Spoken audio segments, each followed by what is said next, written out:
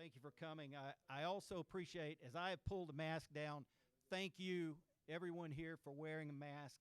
It helps us in here, and the numbers are skyrocketing, so thank you. I'll try to stay 6 feet away as best I can, and the secretary will do the same when he comes. So, therefore, I would like to welcome everyone here for something that is extraordinarily special to us in our department. Our regional supervisor, Jim Lewis, has been trying for 5 years to get us an office generally in this space. And we are grateful that through efforts of Jim and several people here, this is happening. We have nothing, let's see, we're informal, lots of folks here are local. We have nothing against, but we did not like where we were because we did not have good space. Now we hope we have good space, and we believe that traffic, the help that we can offer veterans out of this department is going to perhaps double or quadruple is what we're hoping. Speaking of the department and offerings and help to veterans, the figure that we are working from is more than $2 billion. $2 billion a year now for cash benefits, medical benefits, education, you name it. That's what the department is assisting to bring to veterans in this state, and it's a phenomenal number, and it's phenomenal work done by veteran service officers throughout the state. Now, let me give you a brief understanding of our department, and I won't speak long here, but we have 15 claims and benefits offices around the state, similar to this new one that we're opening here. And we have done, starting about 2.5 years ago, we started doing an appraisal of all of our locations in the state to see what we need, how can we improve our service. And some of that is physical, and some of that is what can we do to give a good, nice, logical, logistical space where people can get to. We think we've done it here. By the way, I'm Randy Coleman. I'm Chief of Staff and Communications Director for the West Virginia Department of Veterans Assistance. And with all of that said, thank you. Thank you for coming. Now, we have a good group here, but we are as informal as possible. And I have a list of people I was going to recognize. It's almost everybody in the room. Let's do something. We are and what brings us here, if you don't mind, sir. My name is Todd Gunner. I'm the field representative for United States Senator Shelley Moore Capital. I'm Larry Rourke. I'm VFW, American Legion, and DAV, Vice President of the ones around Chapmansville and Logan. Welcome, sir. Thank you. And your name is? Beverly. Nice to see you, sir. Pete Parsons, DAV Hey, mostly. Pete. I'm chaplain for DAV.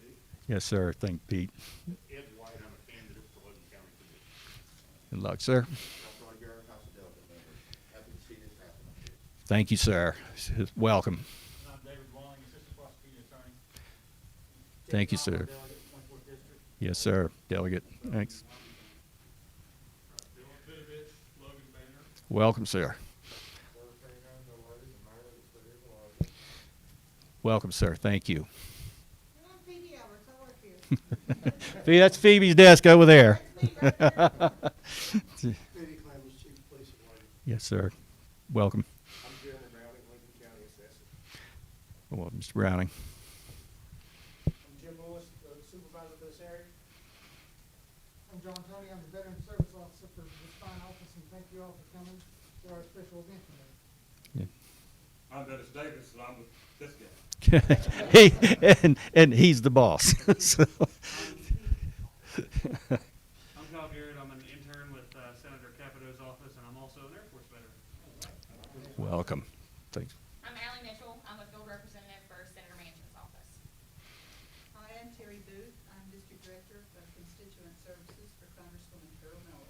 Thank you. Chandler Sloat, Senator from District 6, Mercer County. Welcome, Senator. Rodney Miller, House of Delegates, 23rd District, represents Boone County. All right. Welcome, Elliot. Thank you. Also, while you were here, Allie and Terry, and you guys have proclamations or something?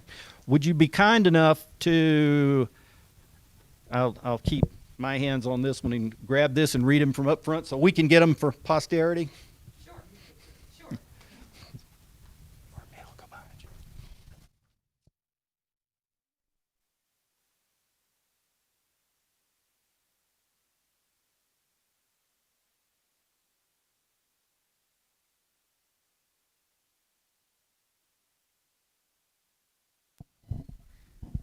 Better now?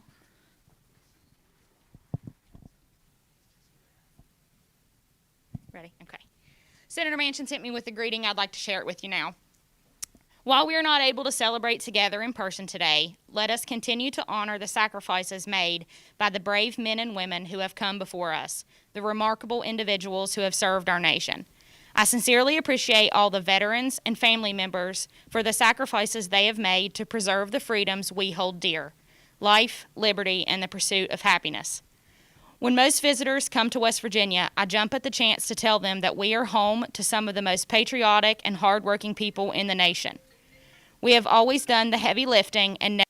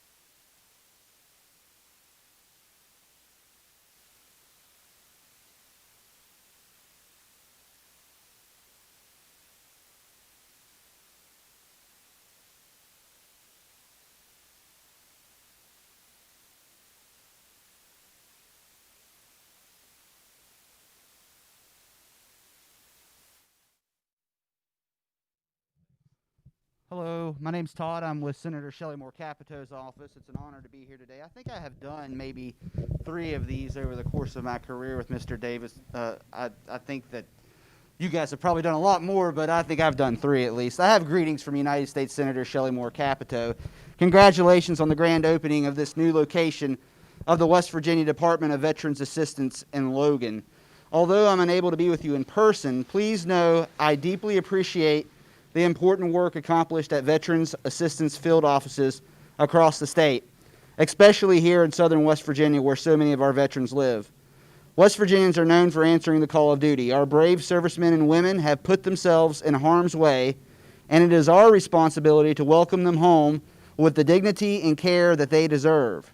In exchange for their sacrifice, our nation and state have promised to provide veterans with various financial, medical, and educational benefits. The goal of this office is to help fulfill this promise and to make sure no veteran or their dependent ever goes without the benefits to which they are entitled. The offices are staffed with knowledgeable employees who have undergone training to help veterans and their families apply for an array of benefits at the state and federal levels, totally free of charge. I would like to recognize the West Virginia Department of Veterans Assistance Cabinet Secretary Dennis Davis and his entire department for their work they do on behalf of veterans.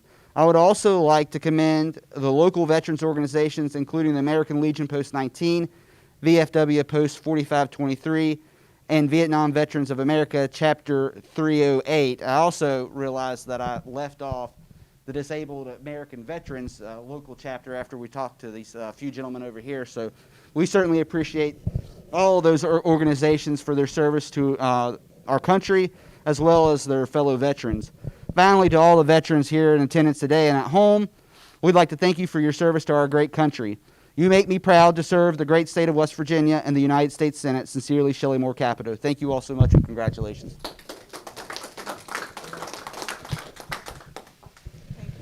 I'm going to take this off.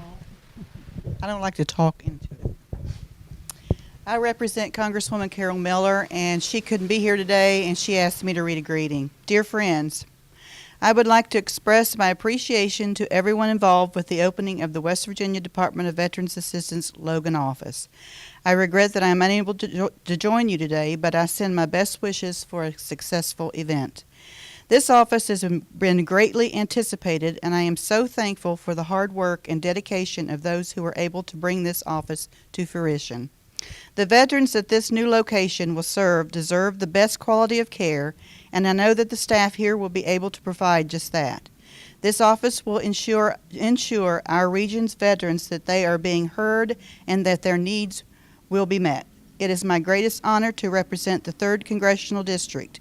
To all the veterans here today, please know that I will continue to fight for you and aid you and the aid you deserve. You have given this nation so much, and we must keep our promise to you. May God bless you all. Sincerely, Carol Miller.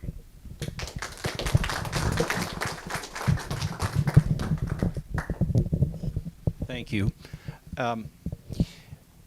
Before moving on to the last thing, we have, each of us in our lives, we have sat across from people and they have been telling us something, and it's been a introductory kind of meeting, and you look at somebody and you in the back of your head you go, nah, that person is working an angle, or I wonder what that person is thinking. Or occasionally you get those opportunities where you sit across and you stare at someone and you go, that person means what he or she is saying.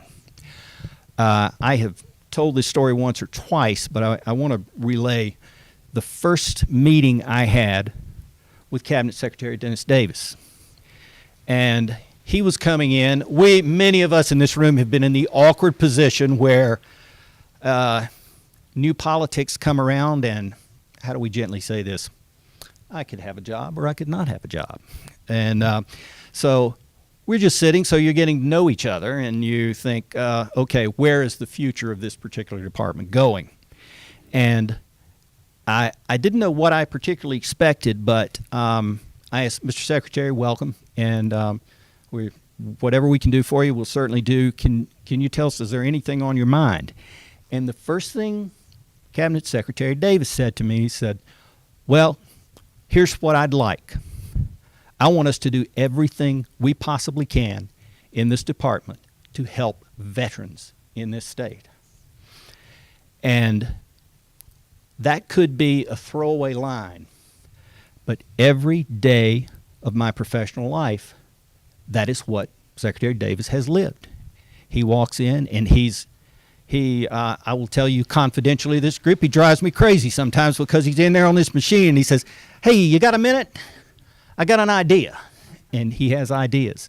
But also, the practical part of this job is the types of things that we have today, which is getting a better facility for our veterans to come to so we can increase and get even far above $2 billion that we have crested as a department for veterans. Now, I've talked enough. I'd like to introduce you to Cabinet Secretary Dennis Davis. Thank you.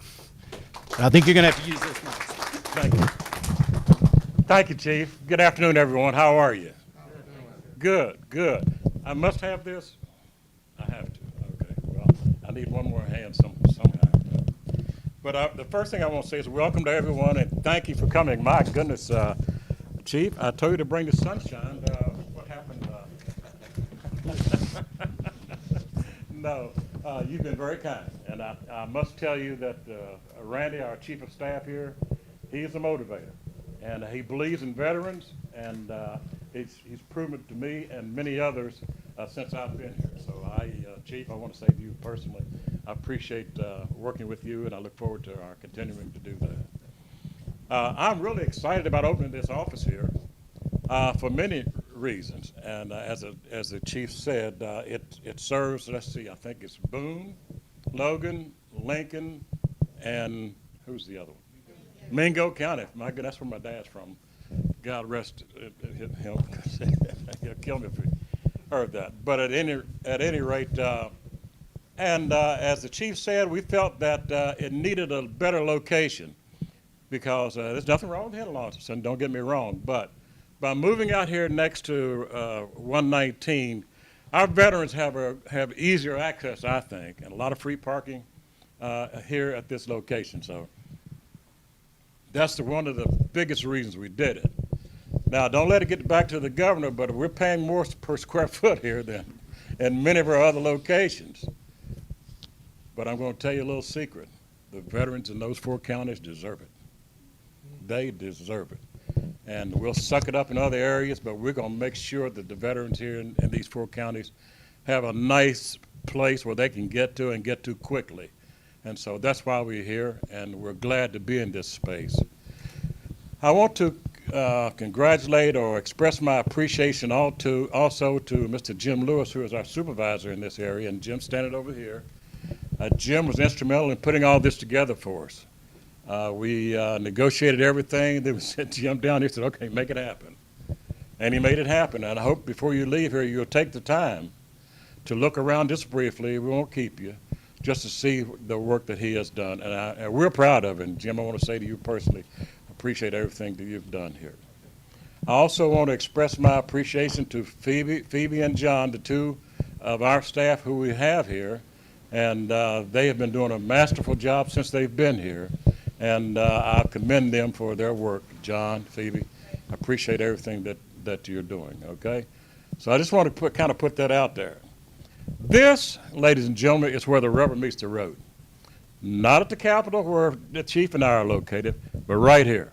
This is where the rubber meets the road. This is where it happens for our veterans. This is where the action is, as many of them would say. Where you register to get into the Veterans Administration, the Veterans Assistance, and all those benefits that you are entitled to. So this makes all of that happen, and that's why it's important for us to make sure that our veterans have access to these facilities and benefits. Now, when I say that benefits, we're talking about benefits for education, benefits for medical care, benefits for housing, disability compensation, veterans preference, and retirement pay. All of those things are provided for by Phoebe and John and others around the state to our veterans, for which they are entitled. The chief mentioned the $2 billion that are coming here every year to veterans. Now, Phoebe, John, and Jim and others who work closely in these offices are the reason that happens, because these veterans are entitled to these benefits, but a lot of them have not pursued it. A lot of them were not aware that they were there. And so it's important that we have a place where they can see it and maybe just come in someday or be referred here to take advantage of that.